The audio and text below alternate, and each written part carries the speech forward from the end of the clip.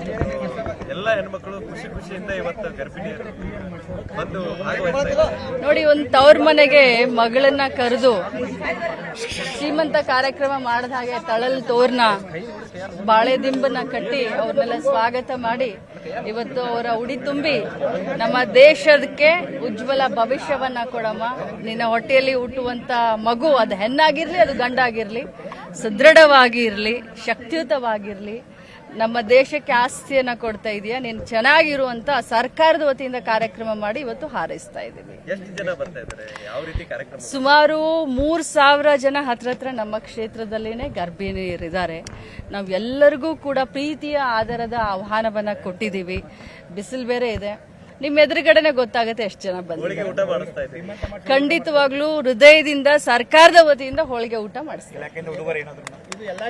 ವೈಯಕ್ತಿಕವಾಗಿ ಉಡುಗೊರೆ ಕೊಡ್ತಾ ಇದ್ದೀನಿ, ಇಲಾಖೆಯಿಂದ ಮಿಕ್ಕಿರೋ ಕೆಲಸ. ಈ ಕಾರ್ಯಕ್ರಮ ಸಕ್ಸಸ್ ಆದ ತಕ್ಷಣ ಇದನ್ನ ಪ್ರತಿಯೊಂದು ಜಿಲ್ಲೆಯಲ್ಲೂ ಕೂಡ ಮಾಡಲಿಕ್ಕೆ ನಾನು ಅಣಿ ಆಗ್ತೀನಿ.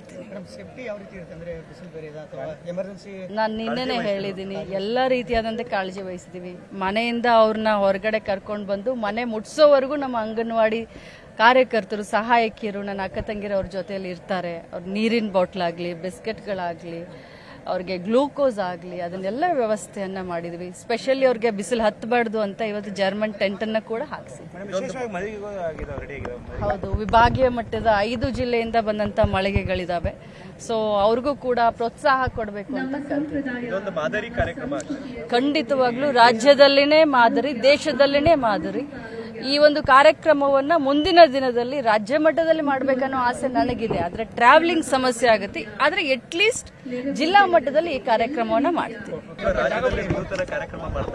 ಹೌದು, ಎಲ್ಲ ಹೆಣ್ಮಕ್ಳು ಖುಷಿಯಿಂದ ಇವತ್ತು ಗರ್ಭಿಣಿಯರು ಬಂದು ನೋಡಿ, ಒಂದು ತವ್ರ ಮನೆಗೆ ಮಗಳನ್ನ ಕರೆದು ಶ್ರೀಮಂತ ಕಾರ್ಯಕ್ರಮ ಮಾಡಿದ ಹಾಗೆ ತಳಲ್ ತೋರ್ನ ಬಾಳೆ ದಿಂಬನ್ನ ಕಟ್ಟಿ ಅವ್ರನ್ನೆಲ್ಲ ಸ್ವಾಗತ ಮಾಡಿ ಇವತ್ತು ಅವರ ಉಡಿ ತುಂಬಿ ನಮ್ಮ ದೇಶಕ್ಕೆ ಉಜ್ವಲ ಭವಿಷ್ಯವನ್ನ ಕೊಡಮ್ಮ, ನಿನ್ನ ಹೊಟ್ಟೆಯಲ್ಲಿ ಹುಟ್ಟುವಂತ ಮಗು ಅದು ಹೆಣ್ಣಾಗಿರ್ಲಿ ಅದು ಗಂಡಾಗಿರ್ಲಿ ಸದೃಢವಾಗಿ ಇರಲಿ, ಶಕ್ತಿಯುತವಾಗಿರ್ಲಿ, ನಮ್ಮ ದೇಶಕ್ಕೆ ಆಸ್ತಿಯನ್ನ ಕೊಡ್ತಾ ಇದೆಯಾ, ನೀನು ಚೆನ್ನಾಗಿರುವಂತ ಸರ್ಕಾರದ ವತಿಯಿಂದ ಕಾರ್ಯಕ್ರಮ ಮಾಡಿ ಇವತ್ತು ಹಾರೈಸ್ತಾ ಇದ್ದೀವಿ. ಎಷ್ಟು ಜನ ಬರ್ತಾ ಇದ್ದಾರೆ, ಯಾವ ರೀತಿ ಕಾರ್ಯಕ್ರಮ? ಸುಮಾರು 3,000 ಜನ ಹತ್ರ ನಮ್ಮ ಕ್ಷೇತ್ರದಲ್ಲಿನೇ ಗರ್ಭಿಣಿಯರಿದ್ದಾರೆ.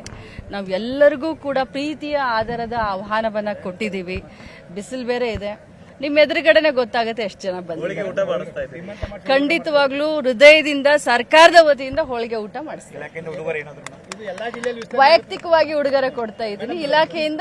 ಕನ್ನಡಿಗರ ಮೆಚ್ಚಿನ ನಿಮ್ಮ ನ್ಯೂಸ್ 18 ಕನ್ನಡ ಈಗ ವಾಟ್ಸ್ಆಪ್ನಲ್ಲಿಯೂ ಲಭ್ಯ. ಕರ್ನಾಟಕ ಮತ್ತು ದೇಶ ವಿದೇಶದ 360 ಡಿಗ್ರಿ ಸುದ್ದಿ ವಿವರವನ್ನ ನೀವು ನಿಮ್ಮ ಕೈ ಬೆರಳುಗಳಲ್ಲಿಯೇ ಪಡೆಯೋದಿಕ್ಕೆ ಈ QR ಕೋಡ್ ಅನ್ನ ಸ್ಕ್ಯಾನ್ ಮಾಡಿ.